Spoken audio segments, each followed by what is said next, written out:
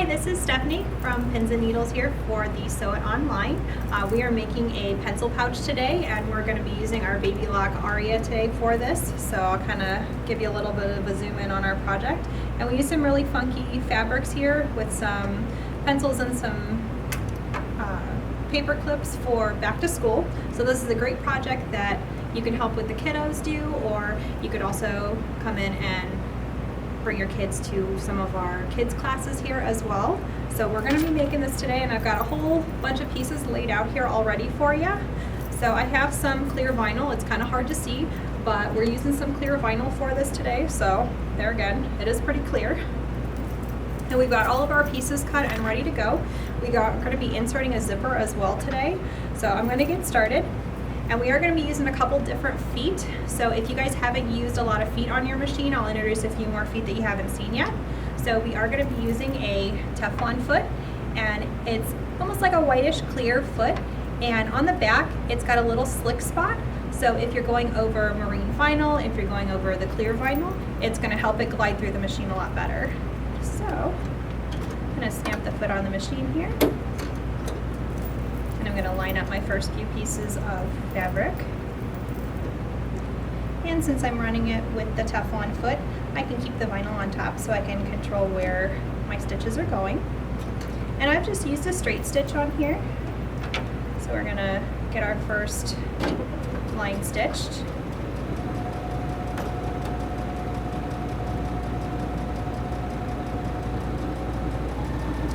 And I love the features on the Aria because we can stop, we can cut our stitches, and then we can keep on going to the next one. So I'm going to add my second side over here. And we're starting with the short sides first, and we're going to have a nice little finished pouch here pretty soon. And if you guys haven't used a lot of your feet, there's a lot of different classes that you can come into and learn all your feet.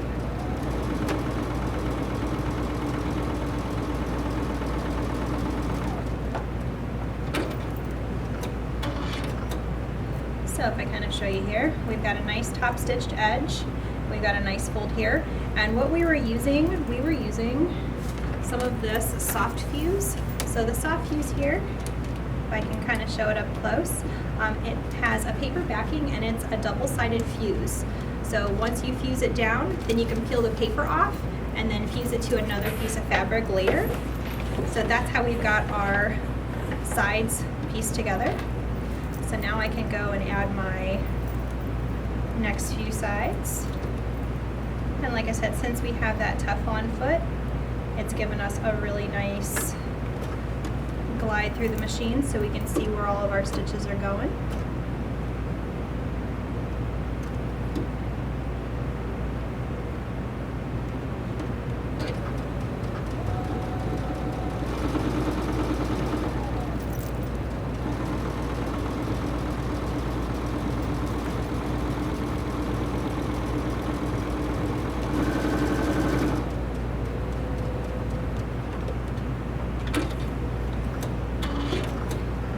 Doesn't matter if we've cut the pattern pieces a little bit too long, because we're going to have to cut them off anyways a little bit later on when we fully construct our pouch.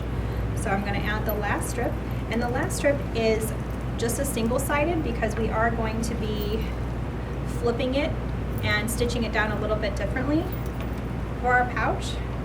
And this side has a piece of interfacing iron onto it as well.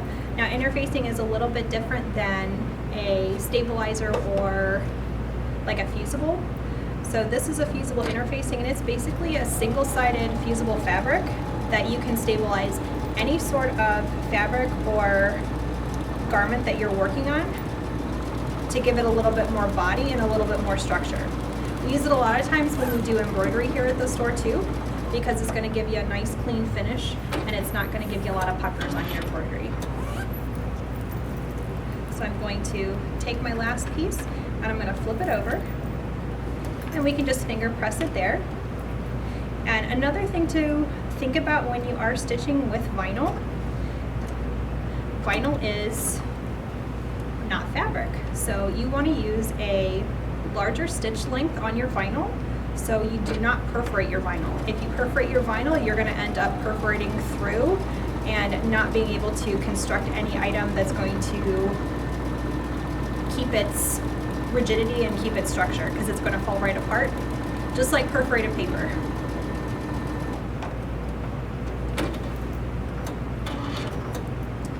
So I've got my piece fully constructed here.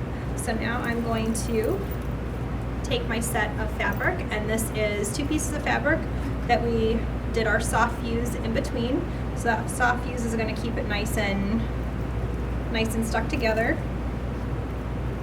So we're going to start adding that, and then we're also going to start adding our zipper. To add our zipper, we're going to be taking our Teflon foot off of our machine, and we're going to be adding our zipper foot. So this is a 2-way zipper foot, so you can clamp it on in the same spot on your ankle of your machine, but you can use 2 different needle positions for 2 different sides of your zipper. So this I'm going to run a little bit to the right to make sure it clears that foot. We don't want to hit the needle and the foot together. That never makes a good combination. So I'm going to lay our fabric right side together with our zipper. Make sure it's facing the right way too.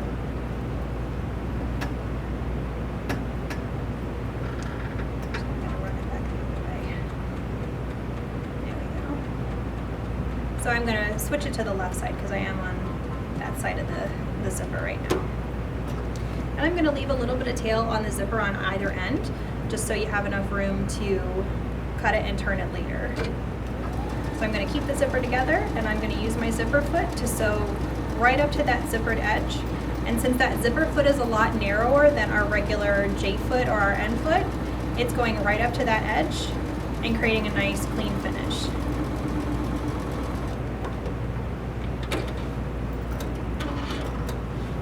So then once I flip that zipper over, now you've got a nice edge right where that zipper should be. And I'm going to do the same thing onto the edge of our bundle piece of fabric.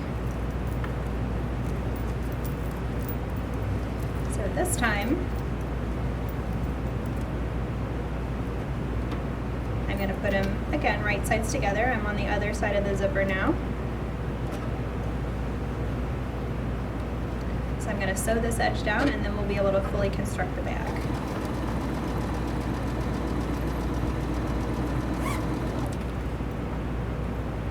And you can pin this, you can use wonder clips with it. It depends on what your preference is. I'm not pinning today, I'm just kind of eyeballing and kind of adjusting as I go along.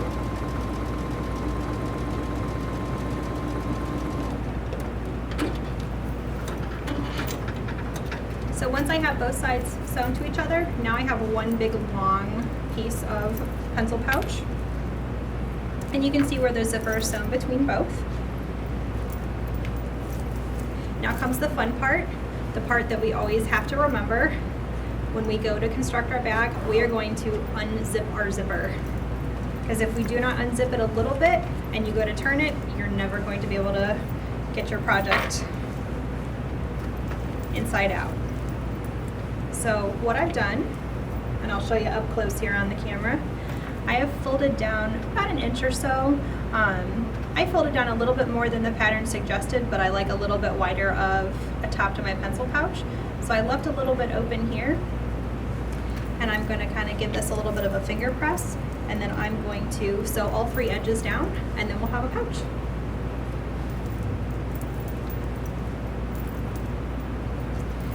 And I'm going to switch feet again. And I'm going to switch it just back to the normal J foot on the machine.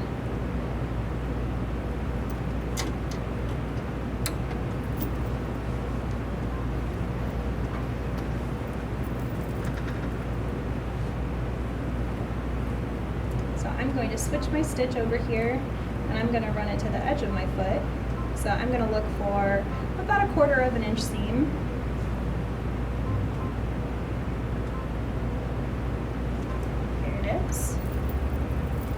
And when I go to add the zipper in here, I just need to make sure I am not going to sew over the teeth. That's one thing you definitely don't want to do when you are sewing zippers in. because if we sew over the teeth, we run a chance of breaking our needle, and that's not something that we need to do. So I'm going to line it back up here.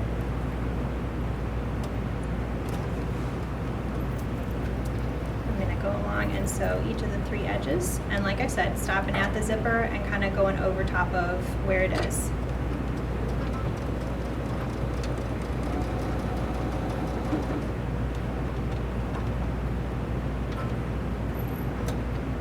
Hop over my zipper and keep going. Now you can sew over the nylon teeth in your zipper, but I like kind of hopping over it so I don't run the chance of breaking my needle. That's the last thing that we want to do in the middle of a project. So I'm going to get close to the end, and I'm going to pivot on my machine and then keep on sewing down the rest of the sides.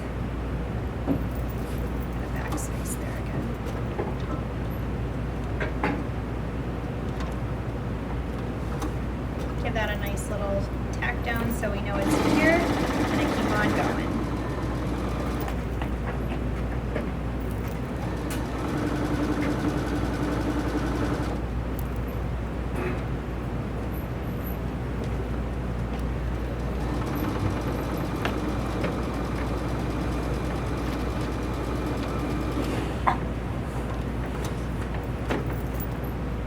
Last side to go, and we're almost finished. So this is a quick and easy project that you can do in an afternoon with the kiddos, and you don't have to do this for a pencil pouch for school. You can use this as a notions pouch if you are compiling a lot of stuff to take to classes. You can make little snack pouches out of it if you wanted to make it all vinyl on the inside. There's so many different things that you can make with this pouch. So now I've got it fully finished, and I've got my little tails of my zipper I'm going to cut off here.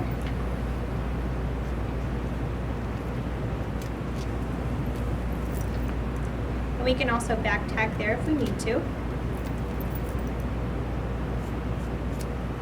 And I clip my corners just in case.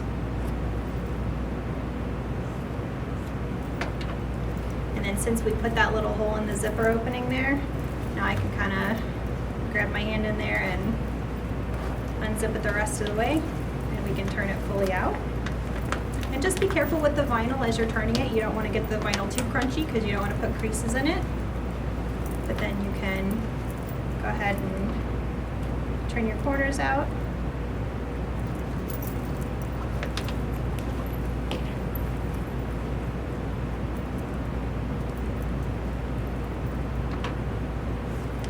Since I gave myself a little bit extra room at the top, I've got a nice little spot to add some extra decorative stitching. So I'm going to do some decorative stitching on here. And we left this top portion really wide because then you can go ahead and add some grommets in there. Those grommets are great for putting into a 3-ring binder, so you can have all your pencils with your binder and all in one little place, so you don't have it flying around in your backpack or in your sewing bag, either or. I'm going to make sure my little corners are turned out here. And then I'm going to finish stitching down my little decorative stitches here.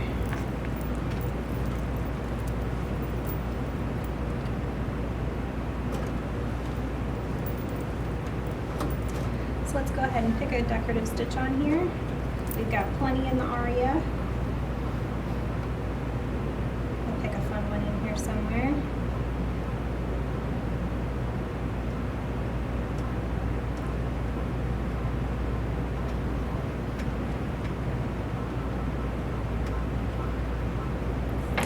Pick some cute little hearts to go up at the top. So we'll do some decorative stitches down the top, and then we'll be all done.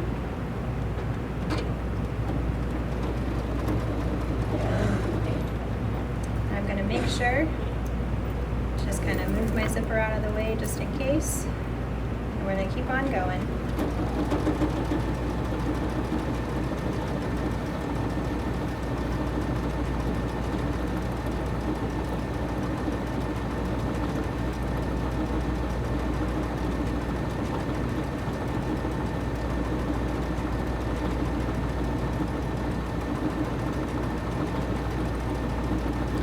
these cases are fully customizable as well. Like I used vinyl here, but we have mesh, we have tooling.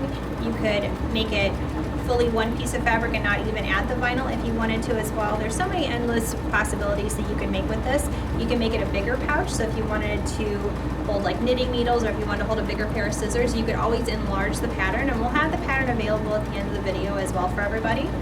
It's a great free pattern out there, so it doesn't matter what you're trying to make, they'll have something for you. So I'm going to finish up the decorative stitching and then we'll be done.